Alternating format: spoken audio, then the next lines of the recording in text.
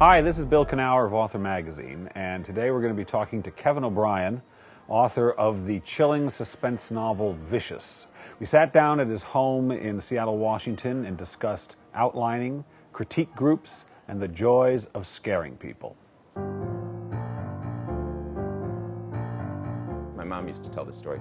It was like sometime in the spring before Easter, and she went to a parent-teachers thing, and the teacher said, well, can you guess which drawing is Kevin's? I had them draw something for spring, and she said there was a bunny rabbit and Easter eggs, another one with, like, you know, blooming flowers, and then there's this bloody crucifixion, like with like sort of very El Greco looking, and just like with welts all over Jesus, right out of, you know, the Passion of the Christ. And it was, and she said, you know, she's like, oh, that's Kevin's. I can pick that right up. I think it was more like 8th grade or 7th grade. I started writing like scary stories for class, for English class, when you're supposed to do creative writing.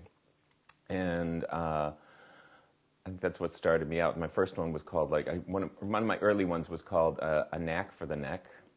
And it was about a serial killer who was in love with women's necks and stuff like that. It was like, I was 7th grade. How twisted am I, you know? The first 2 books I wrote were mainstream novels, and my agent at the time said, you know, it was really tough selling your second book.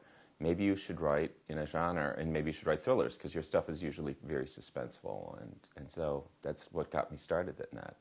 It was fun to go back to my roots that way and write something really scary and say, okay, now I can just you know, get in there and dive in.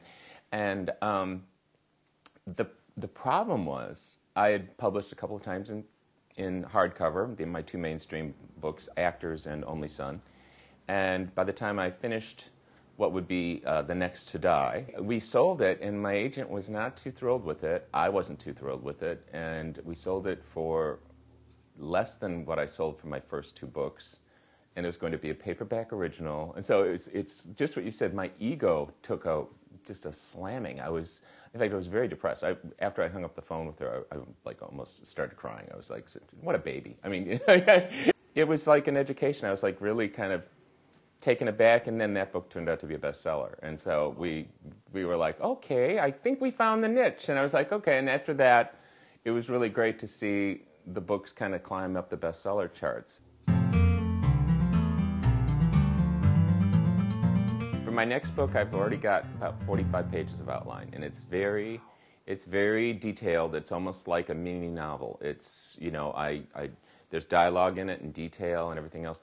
I feel very good about the fact that I can outline, because my editor will know exactly where this book is going and where it takes a twist and turn, and he can tell me, you know, I need more motivation from this person, or, you know, I think it was Disturbed. It was like, there's that scene where the woman lets the killer into the house, and you know, just because he says he used to live there, you know, I don't think that's going to make it. So, you know, with my first thriller, The Next to Die, I didn't outline it, and it took me 2 years to write, because I didn't know where this thing was going, you know, and so I went in one direction, then I went in another, and it turned out to be like 3 books into one, and I thought it was kind of a mess.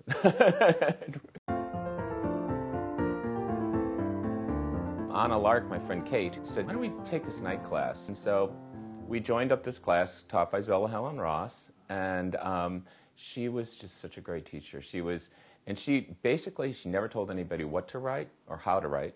She just basically read their stuff to the class and got critiques and would write her own critiques on the paper.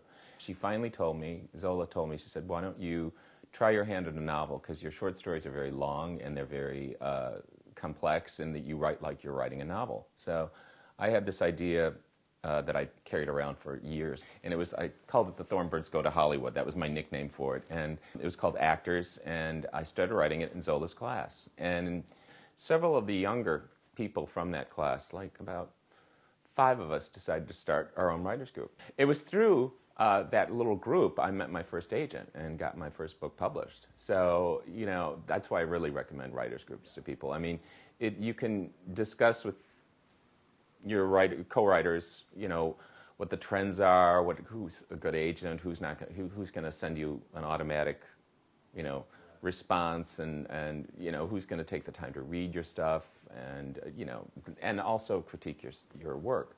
And you know, writing is a very lonely profession, as you know, and you need your solitude, but after a while you can go a little crazy. So I was just going to sound like Norman Bates. We all go a little crazy sometimes.